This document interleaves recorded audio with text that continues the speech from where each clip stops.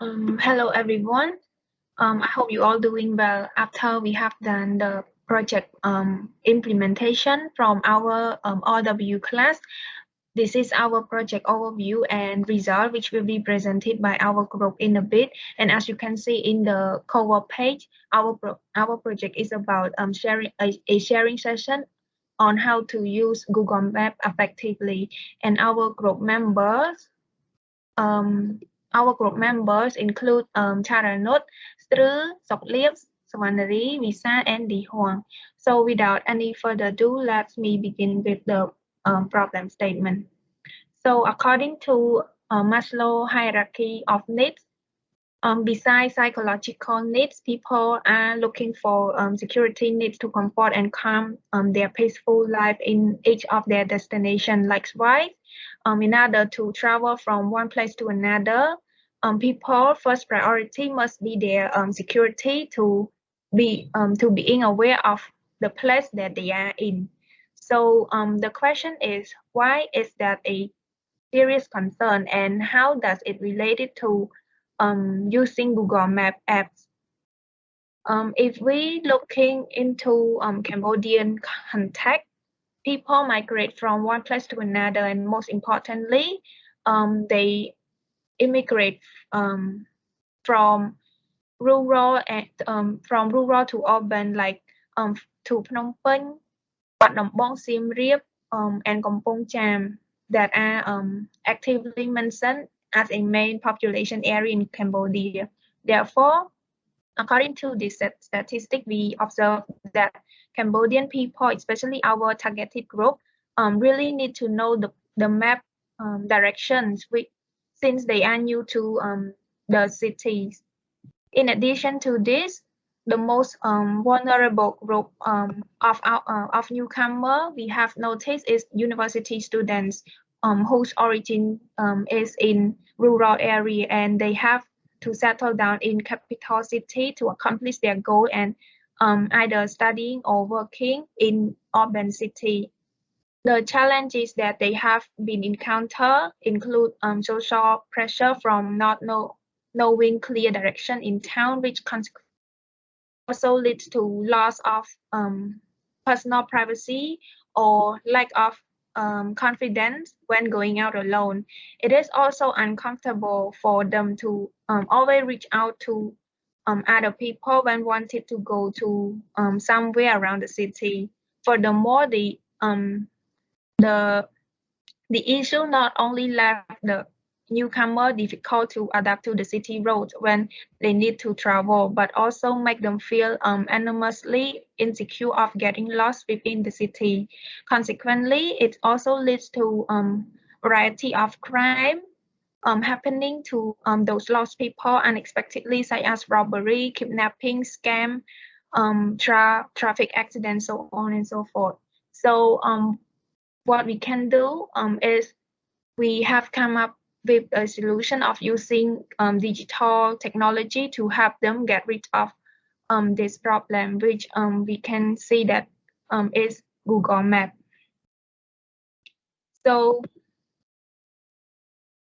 I also would like to introduce ourselves a bit. So we are from year 4 student majoring in professional communication in Institute of Foreign Languages, who have been through this situation before as a university student. So we know that this issue that we have been lost in the city should be addressed. And our project goal is that we aim to share our target audience the 10 effective ways of using Google Maps. The first objective is to organize a virtual workshop in Google Meet about 10 tips for using Google Map effectively. And the second objective is to at least get 15 people joining our workshop, and we create a template and share it via social media and invite our classmates and friends to join. And this is all for my part. I would like to invite the next speaker to present. Thank you.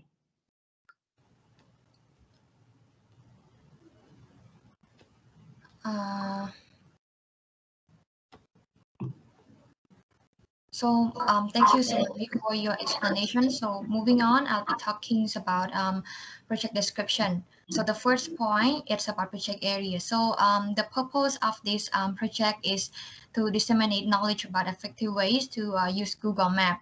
And we do that by conducting a webinar among 20 participants. And in the webinar, we explain hidden tips and tricks that most Google Map user may not know of. And since we wanted to do a small scale project, I of us students were our target audience. And for your information, our webinar was hosted on 20 June 2021 by using Google Meet.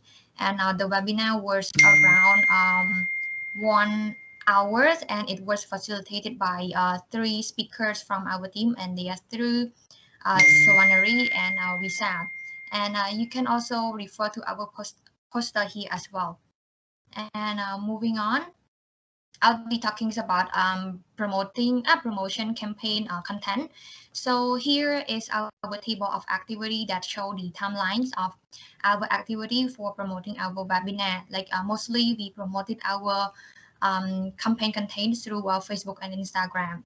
So as you can see on the 13th and 14th June of 2021, we introduced our project through Facebook and Instagram posts. And on the 15th June 2021, we posted a related content such as interesting points about Google Map, fun facts about Google Map. And on the 16th June, we share our webinar agenda and also open for registrations. And 19th June is the last call for our audience. And on the 20th, we made a live video by sharing content on Google Meet and also open for answer and question. And for our target group, so the target groups of the workshop of our webinar are our students ranging from year 3 to year 4. Initially we intended to have about 15 participants to join our webinar, but to our surprise, 20 participants joined us. And for the project timeline, so here, our project setup took around 1 month to complete. And during this process, we define each other's responsibilities, identify project activity, project objective, visions and missions, and also prepare our project proposal. And meanwhile, the project implementation process took around 1.5 months. And here is the detailed timeline for our project implementation. So on the first week, week 1 or week 2, we developed a budget plans and contents of the project. Week 3, we chose the right speaker for the webinar. Week 4, we finalized the content with the speaker. And week 5, we created a marketing campaign for our project. And week 6, we created a survey as an evaluation tool, finalize the participant list, prepare and rehearse the workflow, and also executed our project. And yes, so moving on, please welcome Visal for that. Thank you. So thank you, Lyhorng, for giving me the chance to continue the presentation. So now here we are. So now I'm going to talk about our project activity, which is how we are going to make our project possible. And yes, let's not delay any longer. So let's jump right into the topic. So here we are going to talk about our project setup. So in order to make this project happen, we have come through many tasks along the process. So first of all, we are going to we were defining the goal and objective for our project, and also the topic and subtopic to be discussed in the webinar. And then we are working on our team structure, which is dividing responsibility and role of our team member in the project. So yes, and then we start to identify our target audience and which are our participants that we are going to target for joining our webinar, and then we are going to then we conduct the project and evaluation plan. So then let's move on to the next point.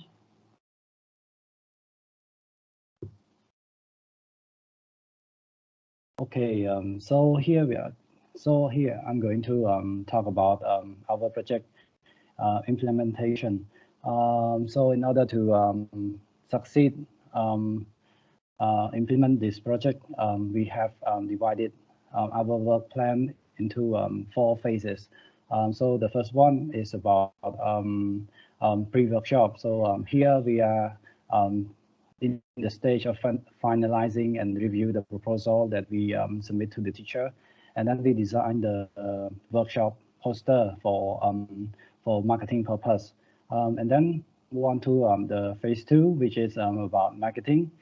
So here we are spreading awareness to the people out there about our project, and we achieve this by making poster and post it on Facebook, and also about related content that we spread on social media in order to attract audience to our webinar.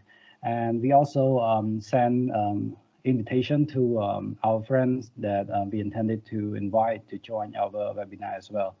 And then in the phase 3, we start to implement our project by do a live video chatting in order to share knowledge to the people out there.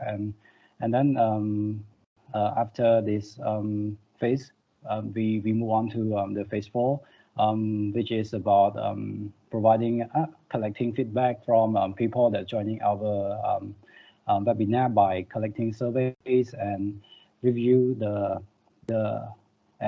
last one. We also review the budget plan and write the project report in the end. Yes. Okay. So here I'm going to talk about the project budget, which is how we manage our finance in order to make this project possible.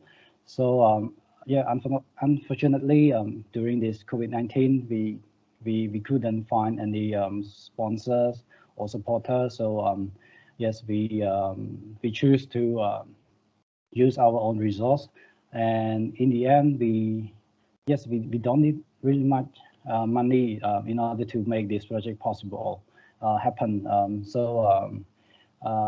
First of all, we use some money in order to make a form a group meeting. And during this process, we spend around $15. And then we also need to spend some money on our phone internet connection as well. So each member in our team have to spend around $2 for their mobile phone top up. And then in the end, we bought a video, an app for editing the video or editing the the poster that we post online in order to attract audience to our webinar. So here we spend around $25, and so in the end we end up spending around $50.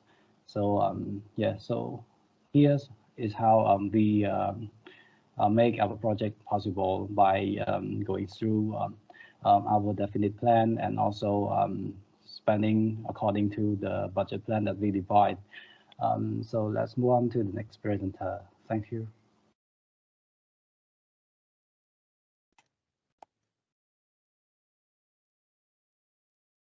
Yes, thank you, Visal, for your presentation.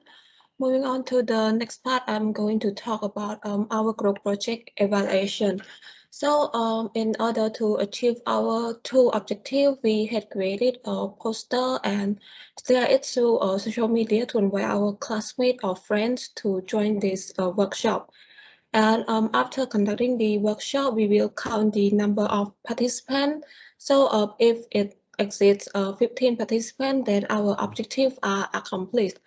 And adding to that, in order to evaluate our project and intended impacts, we had create a survey questionnaire, and there are 8 questions in total.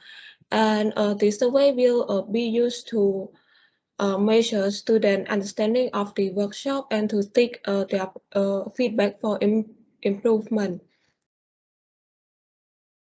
And here is our finding. So after conducting the workshop, we've got a total of 20 participants, and all of them did complete the survey. And the first question in our survey questionnaire is how relevant and helpful do you think it was for your daily life?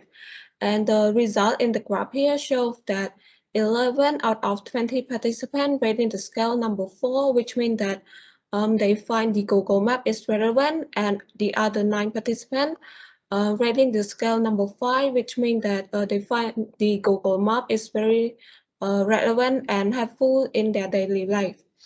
And the second question, we asked them about like how often do they use the Google Map, and the result shows that 15 out of 20 participants are often using it. And in the third question, we had asked them about their satisfaction about our speaker explanation, and the results show that 11 out of 20 participants were satisfied, and 8 of them were very satisfied, and only one of the participants was somewhat satisfied with the speaker explanation. And move on to this figure number 4, which is the question number 4. We asked the participant about which session did you find most relevant. So as it can be seen on the graph here, 15 participants think that the view traffic function is very relevant to them, since this function help them a lot with their time management in traveling, as they maybe they can check the traffic on the route they are supposed to go, or make a shortcut on available route if they stuck in the traffic. Moreover, 12 participants think that the voice navigator add missing places, review and explore new places, access Google Maps offline, and add music are also very relevant to them. So indeed, these are all the best functions that everyone should know. For example, now they get to know that they actually can listen to music and hear the voice navigator at the same time when they use this Google Maps. And they also can add their own address by themselves or review new places that they want to go to. And also they learn that they can access these Google Maps when they are offline. Moreover, we can see to 16 participants thinks that the plot and measure the distance of multiple location is very relevant to them. I think because this function help them estimate the distance from one place to another place, and also have them calculate the overall distance so they can manage their time travel well.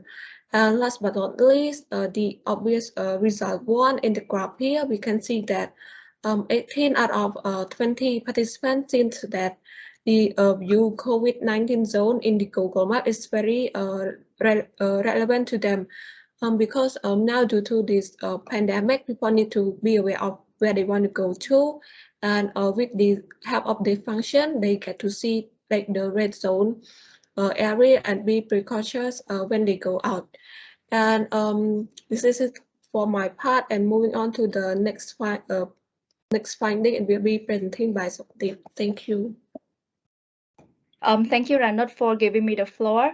So I would like to continue from the fourth question of our survey. So the fifth question is, since we introduced 10 functions of Google Maps, so we would like to know from our audience that which are the new functions to them.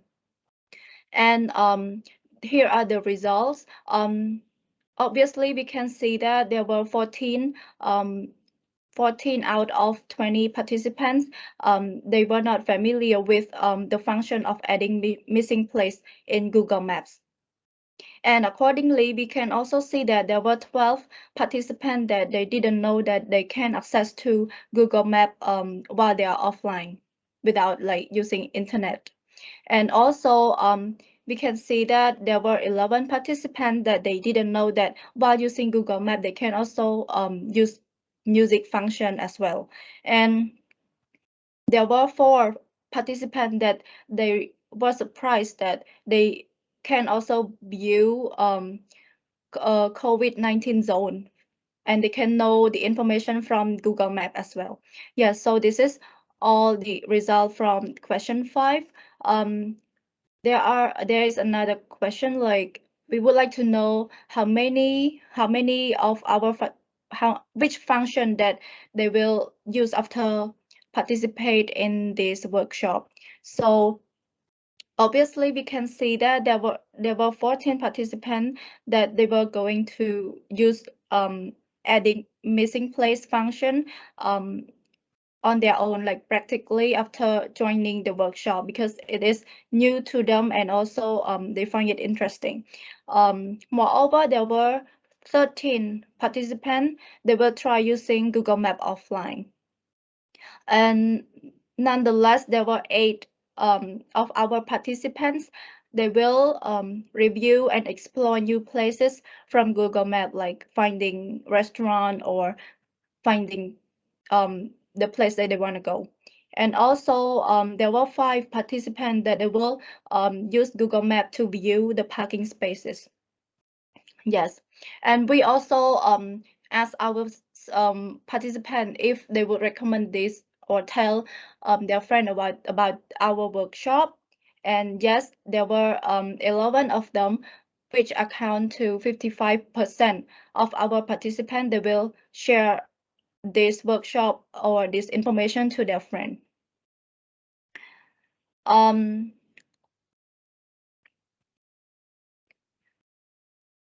Yes, so last but not least, from the survey, we also asked them for their comments about our workshop, because we want to improve next time, or we want to know if they love it or not. Yeah, so these are the comments that we'll get from our participant.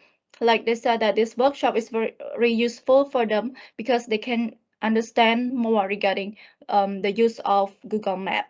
And they also said that after joining this workshop, they were surprised by the functions that they have never known before, and yeah, they can use it practically.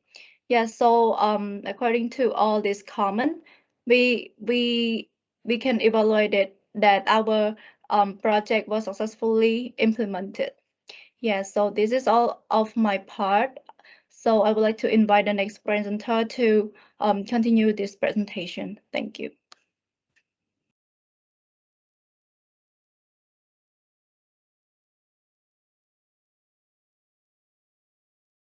Thank you, Sokleap, and thank you to the previous presenters for your report on our project. So for my part, we'll be talking about project results.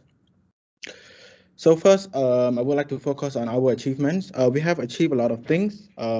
First of all, one of our significant achievements was that we could effectively manage our small budget to implement the workshop in such a short span of time, and the complicated situation too because of COVID. And second, our workshop received numerous positive feedback from participants. Most of them enjoyed and learned interesting tips on ways to use Google Maps, owing to our presentation during the workshop, and this made us felt quite proud. Finally, we also managed to improve our interpersonal skills because we had to communicate with each other constantly in order to implement the project.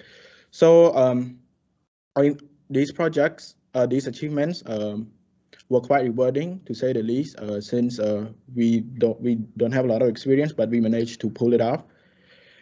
For the next part, it's about our challenges. So for our challenge, I will there there were a few challenges that we encountered. First of all, there were some communication issues between our team at the start, but because of our busy schedule. However, we overcame the challenge by agreeing to meet each other, and we set up an interval for our meetings once a week. And we met each other through Microsoft Teams and all of that. Moreover, there was also some technical error during the event, but it was quickly fixed, and the event went very smoothly. Implementing the project, we also learned a lot of lessons. First of all, we understood more comprehensively on ways to organize and implement projects. Although our project is quite small, we still have hands-on experience in the project world. And we had to be responsible and accounted for our tasks to ensure that the workshop would be implemented without any hitch. And we were also able to improve our time management skills, given that we had very limited time, because we had to scope our project down and change some of the objectives and goals we could still complete it. The third one, we also learned to be well prepared, especially a day before the event day, because it is crucial to have one last meeting to make sure all equipment and resources, such as slide presentations, were ready and could be used for our workshops. And yeah, we agreed that one day meeting before the workshop was very critical to our success.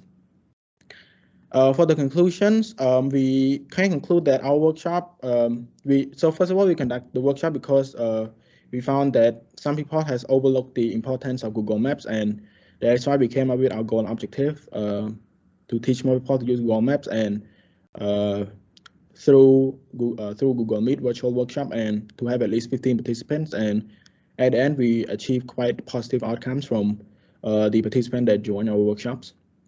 So we were quite pleased. And last of all, for the last part, we would like to give you some recommendations after we completed the workshop. There are three. First of all, we understand that this is a daunting step.